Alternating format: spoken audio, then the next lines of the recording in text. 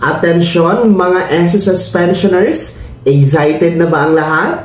Ngayong Lunes na po, September 1, 2025, pension increase makukuha na at pension crediting schedule mangyayari na para sa buwan ng Setyembre. Magkano ang dagdag? Sino-sino ang buwan naman ng makakatanggap ng pension increase?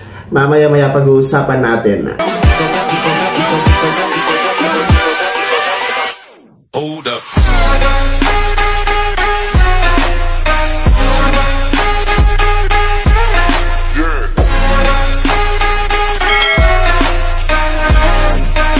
Hello mga ka-vlogs! Welcome dito sa aking YouTube channel. Magandang araw po sa lahat ng mga manonood.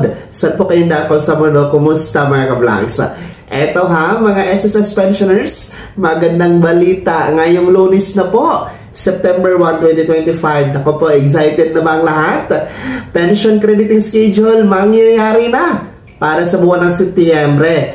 At syempre, dagdag pensyon magaganap na sa wakas. Mamaya-maya pag-uusapan natin yan. Pero kung bago pa lang dito sa aking YouTube channel o di kaya hindi pa nakasubscribe, click nyo muna ang ating subscribe button na nasa baba. Huwag kalimutan na pindutin ang notification bell, ilagay sa all para updated ka sa lahat ng mga videos na aking i-upload. So pagpasensyahan nyo na muna kasi medyo mahina yung boses natin mga ka-vlogs, no? Dahil yung mic na ginagamit natin nasira po, no? Nag-order pa po tayo, hindi pa dumating.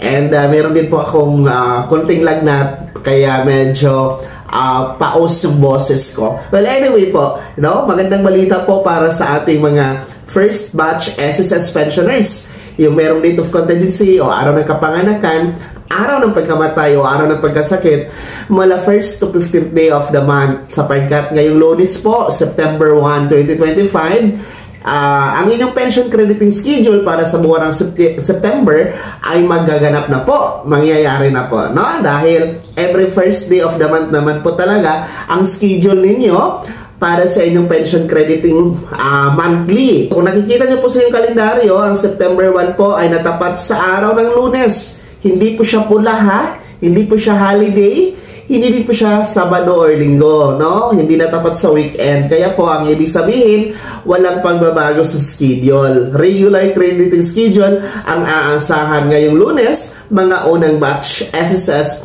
pensioners. So, ang kagandahan dito, syempre, no, kasabay na po sa makikredit sa inyong ATM card, ang dagdag pensyon, no, ang pension increase po, sapagkat magpapatupad na nga po ang SSS ng 3 years pension increase mula 2025 hanggang 2027 sa ilalim po ng SSS Pension Reform Program. Ito po ay may kaugnayan po sa pag-celebrate po natin ng ika-68 anibersaryo ng SSS ng buwan ng September 2025. So, para po sa mga nagtatanong kung magkano nga ba ang pension increase na makukuha ngayong buwan ng September, particular sa ating mga first batch ngayong Lunes, September 1, ay 10% increase po para sa mga retirement and total disability pensioners, samantalang 5% para naman sa ating death or survivor pensioners. So, ang computation yan, base sa SSS,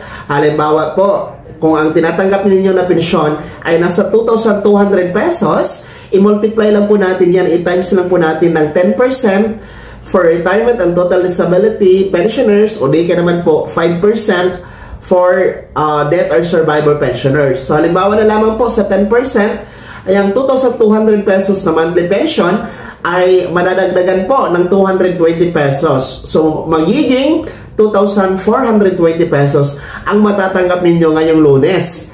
And yung 2,420, i-multiply na naman po yan ng 10% pagsapit ng 2026, ganun din sa pagsapit natin ng 2027. So, ganun lang kasimple para alam nyo na agad kung magkano ang inyong aasahan, no? Multiply by 10% or 5%.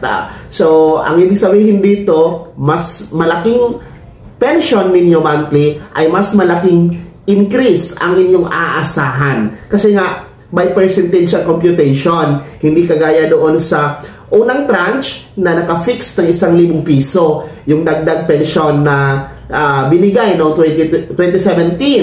So, ngayon ay by percentage po ang magaganap, kaya mas malaking pensyon, mas malaking dagdag ang aasahan mga pensioners. So, ayan ha, sa Lunes na po yan, magandang balita dahil buhay na mano po kayo mga first batch na makakatanggap ng dagdag pensyon sa ilalim ng SSS Pension Reform Program.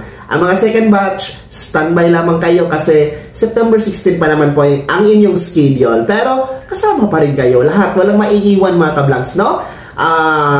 Ang hindi lang talaga kasama dito yung mga magpe-pensyon ng after August 31, 2025. So, halimbawa, magpensyon kayo by September pa, no? Aantayin ninyo ang 2026 para kayo makasama sa pension increase kasi hanggang 2027 pa naman po ito, mga SSS pensioners. Ayan po ha, sino sa inyo dito ang mga kabilang sa first batch? Yung merong date of contingency mula 1st to 15th day of the month. Ano po inyong komento at reaction sa balitang ito? Kayo ba ay excited na? Kayo ba ay natutuwa dito sa magaganap na pension increase ngayong Lunes, September 1? Ibahagi nyo po sa comment section na nasa baba, pakilakip ng mong pangalan at kung taga saan kayo. Bago pa magtapos sa video na to, kung gusto nyo po sumuporta sa aming YouTube channel, maaari nyo pong i-click ang ating super thanks button na nasa baba. Sa mga gusto mong i-miyembro, pwede po i-click nyo lamang ating join button. Maraming perks dyan mga kablangs. Be my member now. Sana naging gabay ang video na to kahit paano na pag-uusapan natin ang mga mahahalagang bagay-bagay na may kinalaman sa pagiging miyembro, benepisyaryo at pensyonado sa SSS. Kung hindi ka pa nakasubscribe dito sa aking YouTube channel, maaari nyo nang i-click ang ating subscribe button na nasa baba. Huwag kalimutan na pindutin ang notification bell. Ilagay niyo po sa all para naman updated ka sa lahat ng mga videos